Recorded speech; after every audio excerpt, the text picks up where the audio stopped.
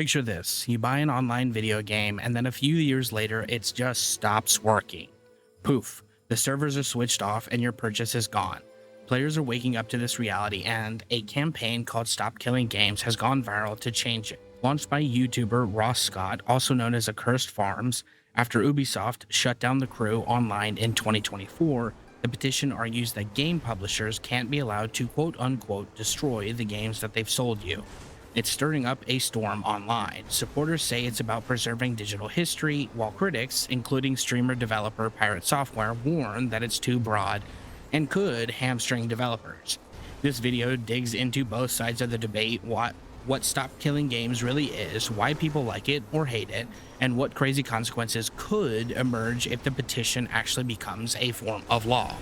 As we transition into a technological dystopia across the world where everything is tracked and nothing is owned, where every useful software and even a lot of hardware comes with subscriptions, it's clear something needs to change from the lowly consumer perspective. We now live in a world where algorithms track whether we are pregnant before we know if we're pregnant. Credit systems determine whether or not we can buy something or live somewhere even if we have the physical cash to do so.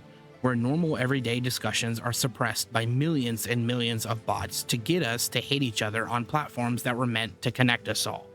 It's clear we need to change things and start putting pressure on reclaiming what should rightfully be ours, the right to ownership. If I buy this, it's mine. I should be free to modify it, utilize it, and store it freely however I want without the repercussions at the expense of understanding that I am to blame if I break it. The concept is relatively simple yet powerful, and today I'll cover various angles as it relates to the initiative and other initiatives like it, such as the right to repair movement in America, and as they relate to the main topic of today's video. To start off here, I guess I should introduce myself for those who don't know me. Hello everyone, I'm Atlas. I am a homeless content creator who's been homeless for about 5 years. More importantly to this specific topic, I'm a modder. I've been a modder for nearly 15 years now, and as a modder, a game enjoyer, I think that I have the right to voice my opinion here. So in today's video, I'm going to explain why I agree with the contrarian in the room, Pirate Software. At least, I agree with him partially. For anyone curious, this video won't go into the context of much of the drama because I don't particularly care about it. But if anyone is curious or is one of those people that needs a statement, I'll say this. I think Thor acted out of turn, and I think that it was immature to his actual goals of critiquing the initiative, but I also don't hold immaturity, or especially an immature take, against someone who is actively streaming, to only then basically turn around, rewatch everything, relearn everything to make a better video critiquing about the topic. Also, for anybody who may be watching this as a reaction, feel free to do so. Just link it in your chat or description. Thank you. With all that said, let's jump into the first segment here. What exactly is Stop Killing Games? In simple terms, Stop Killing Games is a consumer-driven campaign to force publishers to keep games playable after official support ends. Ross Scott explains that too many games today are essentially sold with hidden quote-unquote expiration dates. Once the company pulls the plug on the servers, the game stops working for everybody. The official petition language even calls shutting off games effectively robbing customers of their purchases, and an assault on consumer rights and even the concept of ownership itself. And me personally, I agree with the sentiment. I don't think anyone thinks that games should just disappear into the ether of nothingness. Hell, even Thor agrees with this.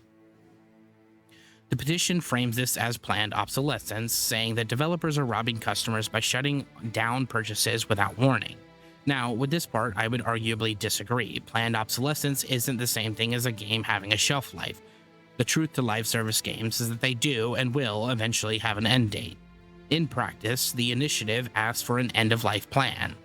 When a live service game dies, publishers must leave a playable version running offline or hand it over in a way for the community itself to maintain its online presence in some form. In Europe, the initiative is filed as a formal citizens' petition. They need 1 million signatures by mid-2025 from at least 7 EU countries for the Commission to act. The goal is to codify consumer rights so that when a studio moves on, the players can still own the games that they paid for. Isn't that great?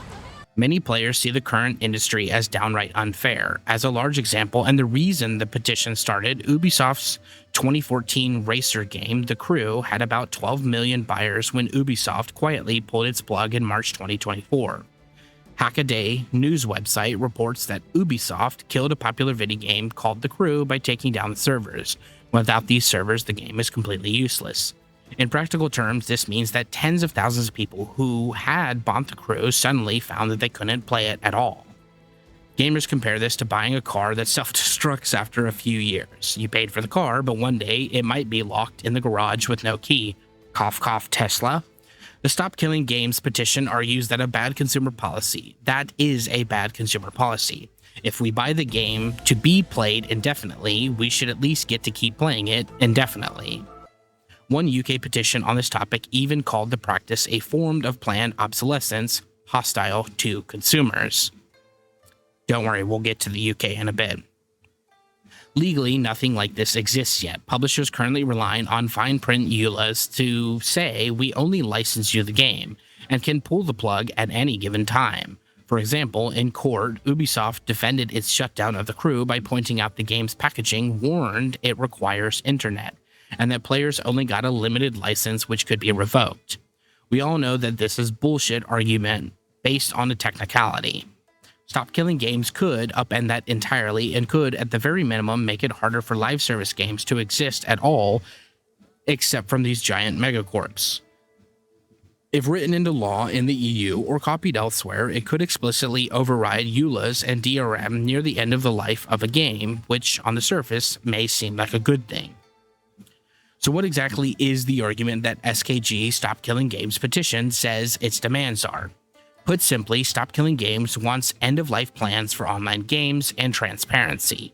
That means before a live service game goes offline, the publisher must prepare a way for players to keep playing, whether it's an offline version or it's a version that can be hosted by the players. In concrete terms, the petition asks companies to leave the game in a playable state when they shut off the servers. The idea is, don't sell gamers a disappearing product. Among other asks, supporters want offline fallback.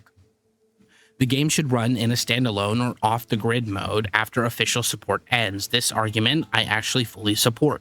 I think that if you guys or me buy a game, the majority of its features and purchases should be able to convert into some kind of offline form. Transparency. Buyers should be clearly warned if a game relies on online servers or has a limited lifespan, i.e. no hidden timers. Ross Scott's campaign says that not telling players about an expiry date is a form of stealth obsolescence, whether this is in the form of licenses or basically the game is dying or the game doesn't have much success. Again, I agree with this. However, I don't think we need legislation to achieve this. In fact, there's one company we could argue the case for better consumer practices directly to. They're not a spotless company by any means, however, they are vastly more pro-consumer than anybody else on the market, and that company would arguably be Steam. In a few cases, publishers have started to respond. After The Crew backlash, Ubisoft announced that it will add offline modes to The Crew 2 of 2022 and Crew Motorfest by the end of 2025, so people can keep racing even when the servers are down.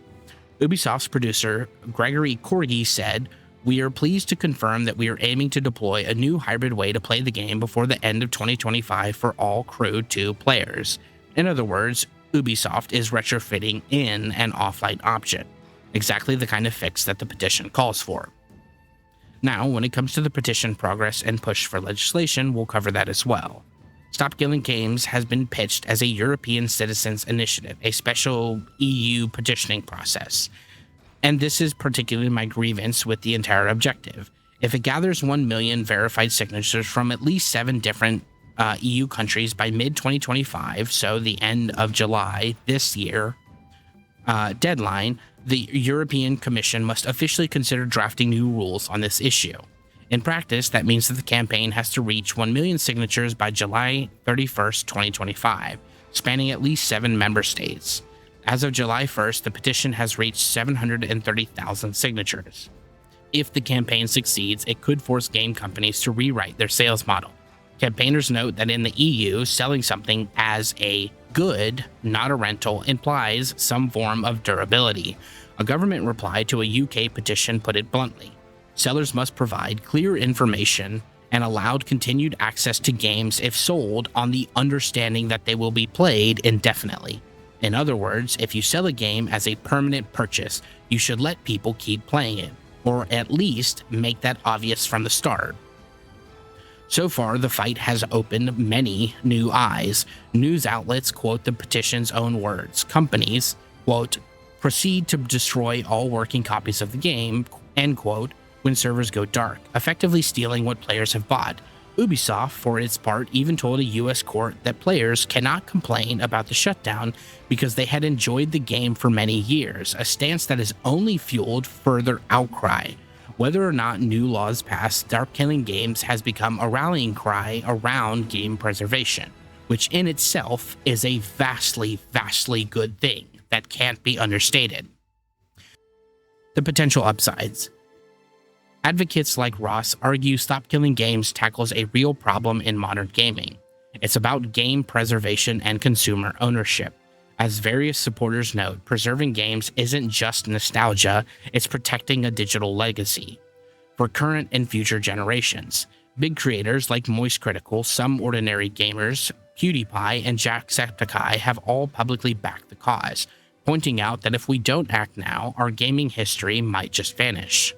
On the practical side, it could force clearer disclosures and planning. For example, the UK government responded to a similar petition by insisting that if a game is sold with the understanding that you'll play it indefinitely, the seller must allow continued access or refund/replace it. In the EU, winning enough signatures would require the Commission to consider new rules, effectively raising the profile of the issue. Proponents compare it to the right to repair movement in the US.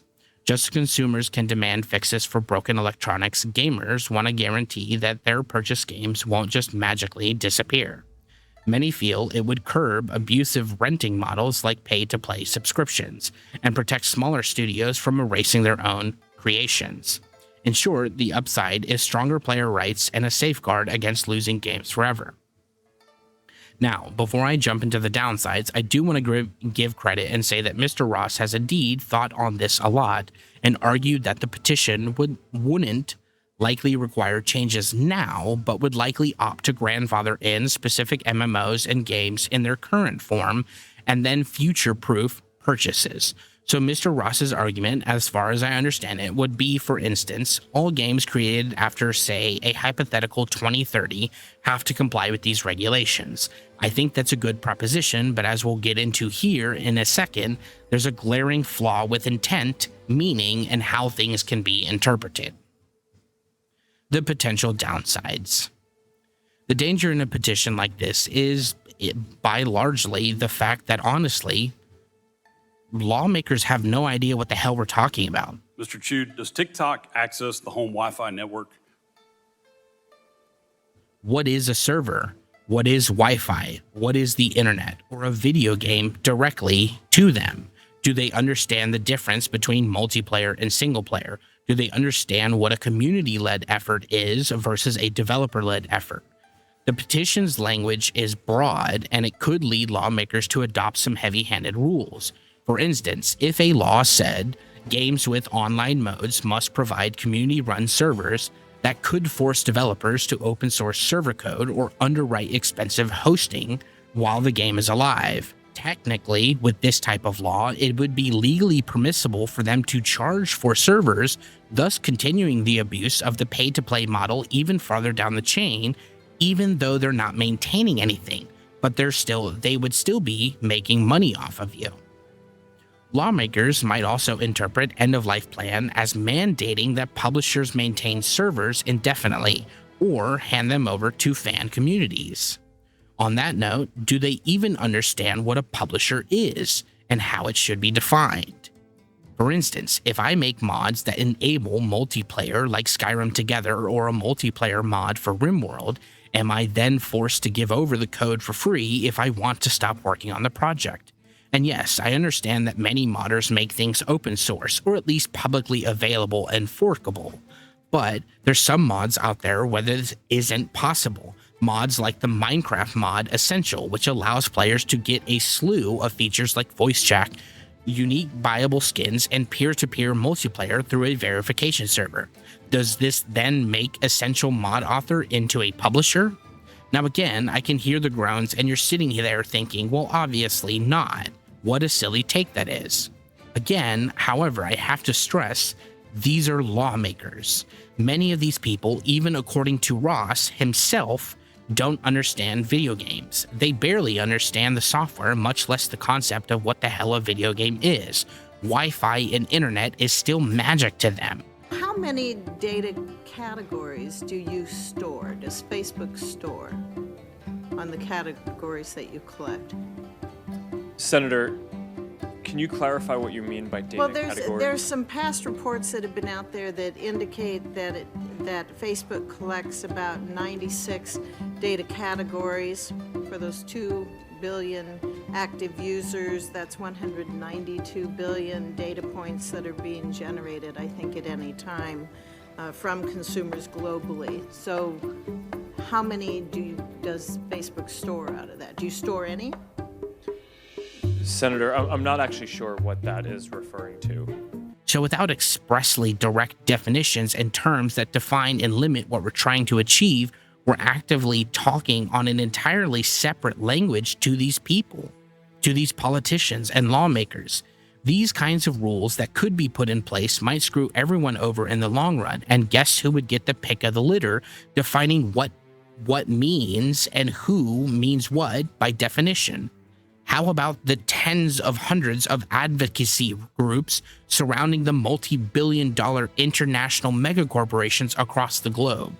As Pirate Software put it, vague mandates could impose legal and technical burdens that most indie studios can't afford, setting up unrealistic expectations for all online games, and it doesn't matter what kind of online game you have. Even the petition itself doesn't specify details like sharing source code, so the fear is completely uncharted territory. If the law is unclear, any creative lawyer or regulator could fill in the blanks with burdensome requirements for everybody. These hypotheticals highlight one key downside. Without clear limits, well-intentioned laws could become cumbersome or punitive for developers, especially the small ones that can't afford it to be. It's a form of be careful what you wish for. Preserving games is great, but the legal path to do so might spawn overreach if they're not carefully drafted. Now, yes, I can already hear the arguments, but Ross said that that's cool, and I'm glad that Ross has a good idea of what he wants the movement to be. In fact, I'd agree with most of his arguments probably if we were conversing right here and now. And I arguably do agree with him, considering I've watched almost every single argument made on the topic in their entirety. Again, the issue isn't the movement as it sits between us. My question and concerns aren't about you, the player, me, the modder, Pirate Software, the developer. That's not the actual issue here. I don't care if Pirate Software gave extreme hypotheticals, and I don't care if Charlie, Mudahar, Felix, Asmongold, whoever, all make videos in response to this giving hypotheticals about how they think how illogical my argument is. My only question is to you, the person watching this video. Do you trust all the politicians that would be involved in this process, including the lawmakers, including the advocacy groups, to correctly hear you out while making arguments to them? Are you absolutely certain that they will understand what you're talking about? To further my explanation here, I'm going to give you a response that the UK government gave a similar petition. This is by GameDeveloper.com. The title reads, UK government rebuffs pleas to prevent live service games from being disabled. Despite players' concerns, the country's government will let developers dictate how long their games stay around and remain playable. To quote them directly, they said, "We are aware of issues relating to the lifespan of digital content, including video games, and we appreciate the concerns of players of some games that have been discontinued," reads the department's statement. However, there is no requirement in UK law for software companies to support older versions of products. There may be occasions where companies make decisions based on high running costs on maintaining older servers for games with declining user bases. Simply put, as you can see with this process, fundamentally the UK government did not understand the intent of the petition because the intent of the petition was not good enough for them to understand the intent. To further read this, basically, the idea was more video games sold can work indefinitely, but some have design elements that render the product non-functional at a state which the publisher controls, with no date provided at sale. We see this as a form of planned obsolescence, as customers can be deprived of their purchase and cannot retain or repair the game. We think this practice is hostile to consumers, entirely preventable, and have concerns existing laws do not address the problem. Thus, we believe government intervention is needed. And fundamentally, because of this detailless petition, the UK government responded and said, yes, of course, that's because we don't have laws that would dictate this. Yeah, no shit. The entire point of this petition was so that people would get new laws to protect them from stuff like this. Fundamentally, meaning that this is now on the back burner in the UK because we were not able to discuss this previously to understand what the loopholes would be. The government didn't understand the argument. So you might be asking me, Atlas, what exactly would you suggest in turn? Well, it's complicated, but given I'm an American, I'll look at this issue like a constitutional amendment, which creates ruling law of the land. So here's my starting point. Let's call it the right to ownership. And it will be described as such. Any citizen of a country where this statute applies and is implemented will be recognized as having the inboard God-given right to modify, store, transfer, without sale, in direct competition of the intended marketability of a product, repair, and maintain any purchase that they make. The citizens will have the right to modify all software for preservation upon the end of its life, but shall make no reasonable effort to compete with newer versions of said software. Both the citizens and creators of the software, hardware, or product will be indemnified by law from persecution of each other so long as good faith efforts are made to clarify who holds what rights and wheres between the parties. Copyright, IP, and market shall not be infringed upon by citizens to the creator of said products unless at such time allowable by the market, such as cases of personal resale on open markets. Creators of products, software, or hardware should make reasonable effort to ensure that the relevant documentation, schematics, and resources needed to maintain a product in working and usable order can be acquired and utilized for any reason outlined in this statute. Now, it's wordy, and as I'm writing it, I can see some loopholes that basically, especially in America, would give some, pause for concern. But it does address all concerns, and it would set a legal precedent and, at minimum, gives us the ability to own and maintain things without interference and persecution, so long as we're not infringing on copyright and selling things as a replacement to the original market. It also ensures that we're protected from modding games. Cough, cough, Nintendo, I'm looking at you. And it ensures that we can store, transfer, and retain the right to our products and software. But the argument doesn't inherently, say for instance, allow cheaters, abuse, or force developers into really difficult decisions. In fact, they can give a list of licenses, tech buildups, schematics, and documentation so that the community itself can do the heavy lifting, thus putting the burden on us, the consumers who actually want to preserve things.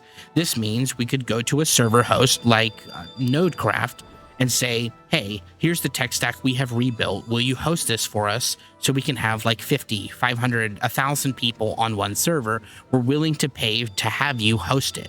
Thus, we wouldn't even need to argue for architectural design in many cases, and we would have an intermediary for the physical tech we would need. Now, it pays reason to basically understand the differences between the US and EU, especially when it comes to these approaches. It is very important to see how the issue plays out across different regions. In Europe, Stop Killing Games is an EU citizens initiative, an ECI if you will. If they hit 1 million signatures by July 2025, with quotas in at least 7 countries, Brussels must consider new regulations. However, in my opinion, because I'm not an EU citizen, My concern is I don't It needs know to be if the people specific who are about the pushing the business practice petition it's trying will to be defeat. asked in to clarify what they're asking for. For instance, will the EU lawmaking process basically say, okay, we have a petition, let's make laws? If that's the case, then basically you end up arguing that the government is going to listen to only the most powerful, or basically the people who can pay the most money to get in the ears of these politicians. In the UK, a parallel petition got 27,000 plus signatures, and the government replied. The UK law doesn't mandate game longevity, we've already discussed this, but the response was somewhat sympathetic. It said that if the games are sold as lasting, quote unquote, indefinitely, sellers must provide continued access or let consumers replace the purchase. Meanwhile, in the US, there's no federal equivalent yet, and it's quite likely that any argument we make as consumers in the US will hinge on the right to repair movement headed by Futo.org and Louis Rossmann. US lawmakers haven't seriously tackled this specific issue or any issue like it yet in many cases, except in the case of right to repair on the state level. So currently the onus is on consumer contracts, the EULAs, and broad digital rights. Some activists note that SKG push in Europe could influence future US thinking, but American legislators likely might balk at heavy regulation on game companies. In sum, the EU and the UK are moving cautiously through their petitions, and the US has largely been silent. Publishers in all regions are watching closely. Criticizing the responses. Now this section is going to be a bit ad hoc and ramshod, so don't hold that against me. Before anyone asks, yep, I'll be defending Pirate Software and criticizing Mr. Ross here. Don't worry, Mr. Ross, I followed your advice. Just use logic. Now, your criticisms of Pirate gave me a good laugh because while I support the arguments you give, in many cases, I find it sad that you're the one missing the point here as well. Thor is arguably right. The petition is too vague. Because of that, Thor made arguments that, to you and everyone else, didn't make sense, but made sense to him as a developer. And yes, he probably did misunderstand part of it. However, it means that you failed in presentation to the point that a game developer, any game developer, could misconstrue the purpose of the initiative even if it wasn't intentional. But he also seems to think this is about converting multiplayer games to single player. Once again, he made that up, and I have no idea why he thought that. Transitioning an entire multiplayer server-side game into a single-player video game, which means rebalancing the entire experience around single player, rebuilding everything in the entire game. How are you going to do that with Final Fantasy XIV? You're just going to make all the raids soloable? Imagine the day that World of Warcraft shuts down, and suddenly you have to make it a single-player game for every individual that ever bought the game. That's what they're asking for. No. Because they would have to sunset live service games as a single-player experience. The idea that suddenly you need to make every single live service game playable single-player offline? No, dude. Correct. No. This one is particularly baffling to me because I've heard most counter-arguments before, but until Thor, I've never heard this one. That we want the industry to convert all multiplayer games into single-player ones. In this point, I think that basically one of the largest issues that you're missing from this portion of your criticism of him is that your initiative doesn't explicitly state that it's not for converting multiplayer games to single-player games, which means this is a viable argument for the industry to make against you.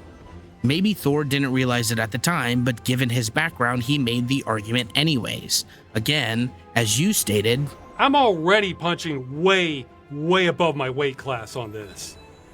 You're punching vastly above your weight class, and this is now a valid argument for the industry to use against you and the initiative. I think you and everyone else was entirely too dismissive of Thor, and most people were worried about farming drama. Not a single person engaged this conversation from a neutral position, including you, Mr. Ross.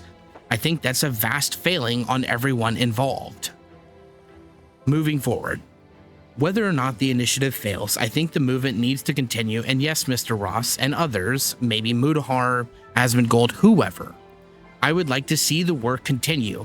just like it does with the right to repair in each state here stateside. This needs to be something that people rally around and something that we do actually fix, but we need to focus on the actual issues, not drama farming. I'd love to see the whole pirate software discussion dropped. I don't care, it's tedious, it's boring. It's just drama farming and it does nothing constructive to the situation or the initiative or the movement. While I have to give fair criticism towards Mr. Ross, I will say that every single response so far has been less focused on the movement itself and more so on drama farming surrounding Thor. Not Mr. Ross's responses, I would argue they're actually very fair.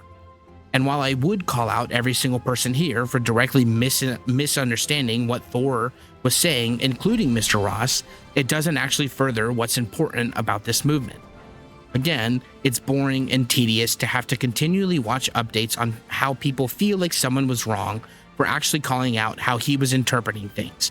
It doesn't matter how he feels, how you feel, or how I feel at the end of the day if we can't have basic discussions around this topic.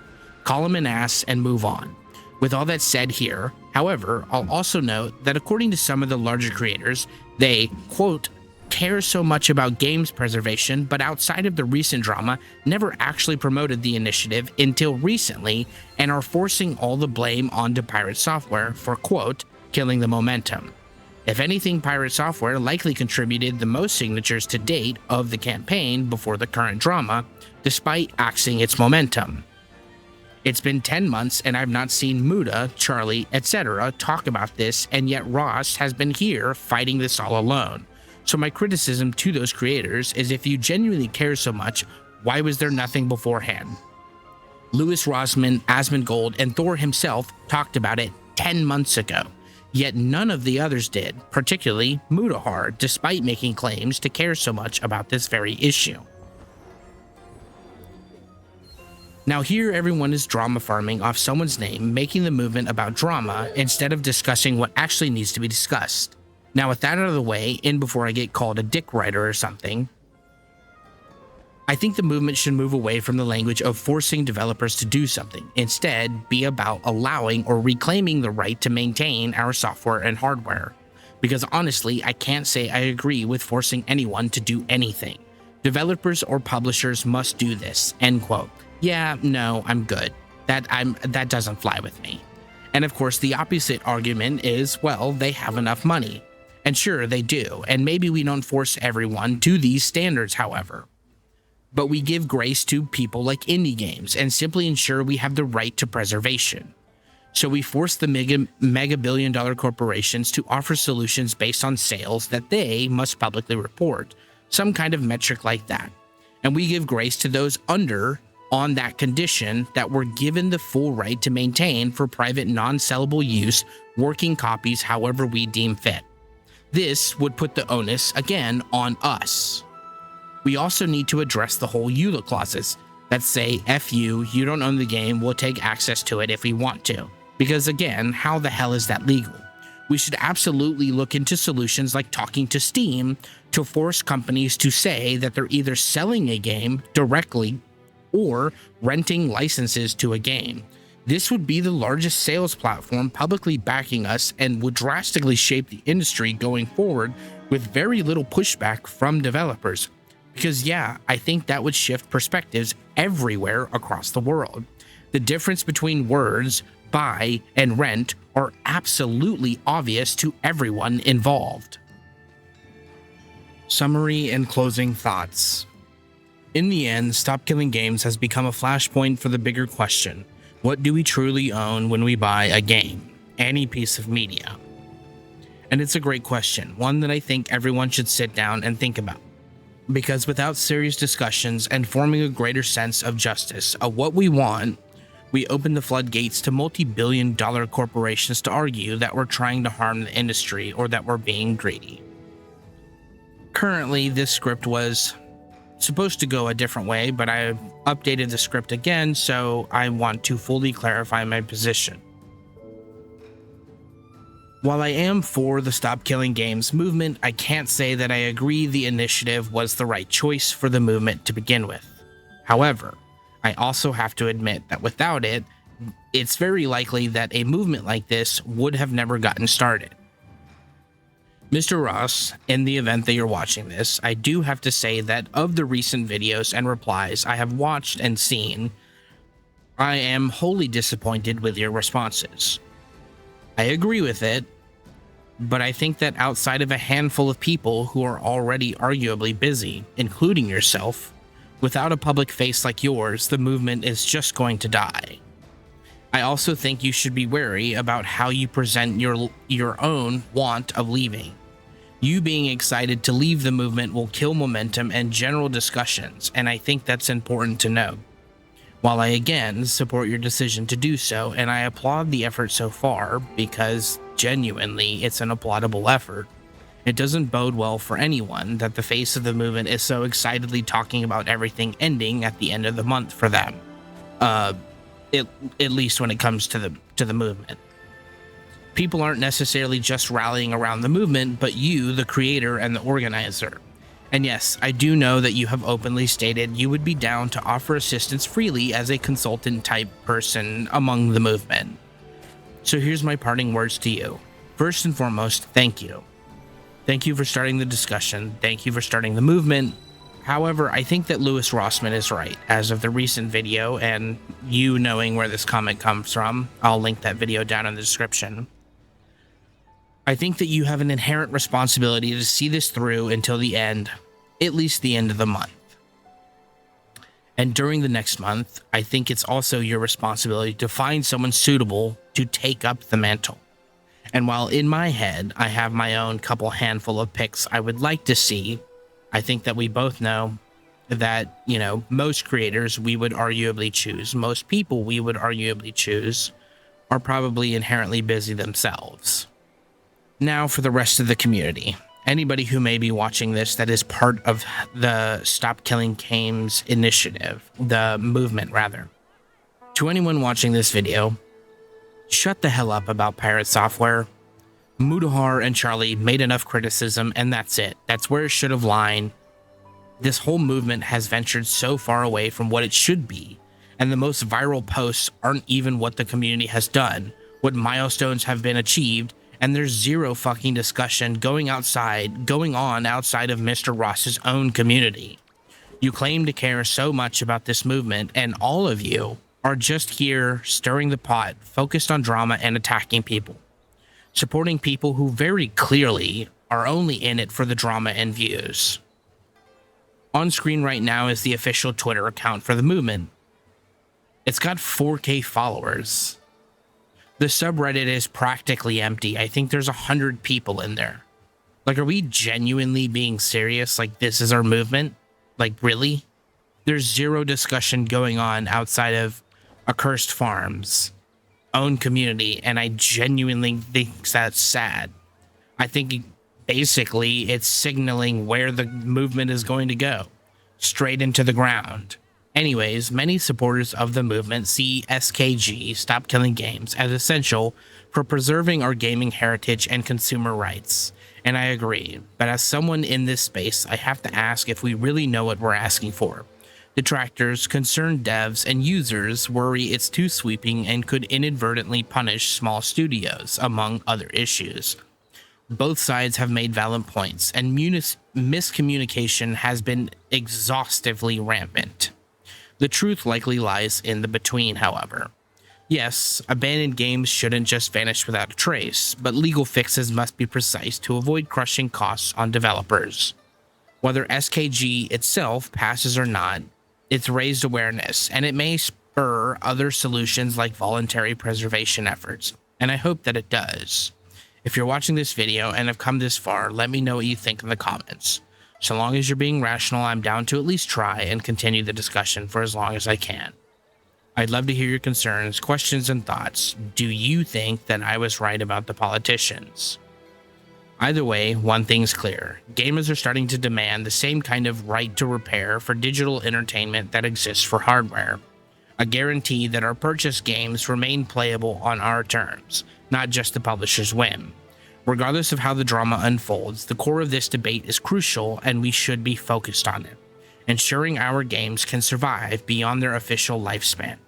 Like the video if you like it, subscribe if you like content about mods and mangas and manhwas and philosophy and whatever. If you'd like to support me at all the links are down below. Much love to you all, and I hope to see the movement succeed in actual change that benefits everybody. I'm Atlas, and I'll see you guys real soon.